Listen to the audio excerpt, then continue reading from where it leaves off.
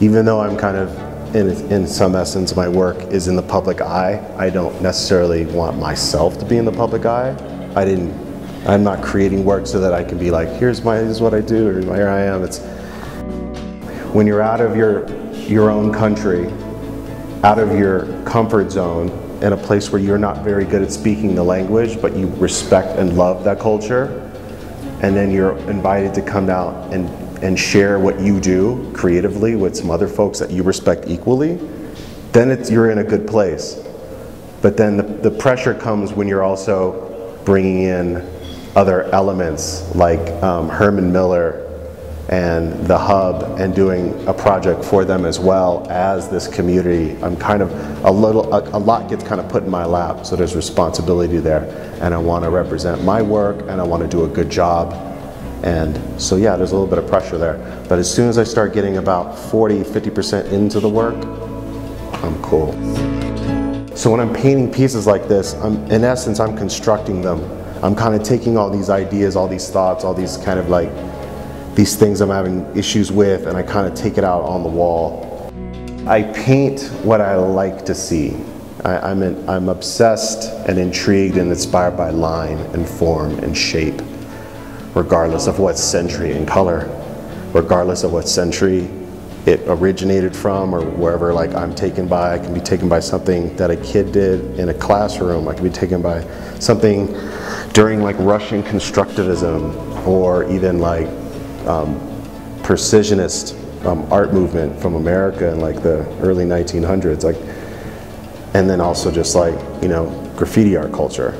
So all these things, like what I do is an amalgam of all these things that I love, and it's an evolution of all those things.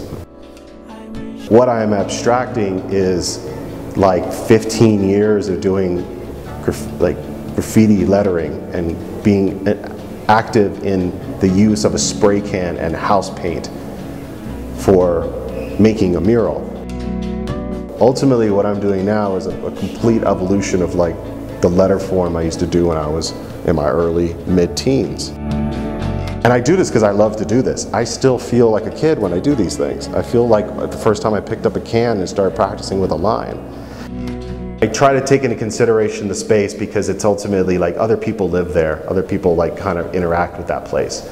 So it's my job to leave something that fits, that doesn't bump heads with the space, but still is visually kind of like stunning.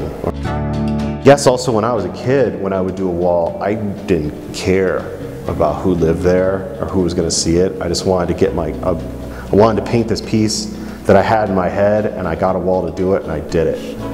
At a certain point, I just stopped kind of doing that, and I just sort of took a little more appreciation of where I was painting, because there was a good possibility that that's going to stay up much longer than something else.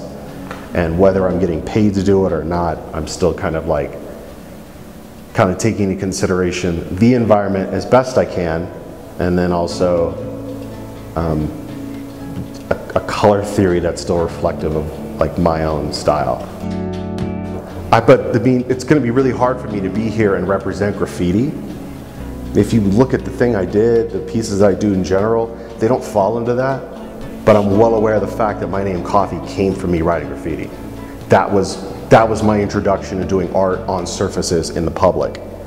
And you know, again, I have a romantic relationship with that art form, and I want to represent it as best I can, but then again, I don't feel like I represent it entirely. All I can do is offer a different branch to that tree. That's all I can do. Not saying my branch is better than the base. That graffiti is the base of that tree. I'm just one section of it.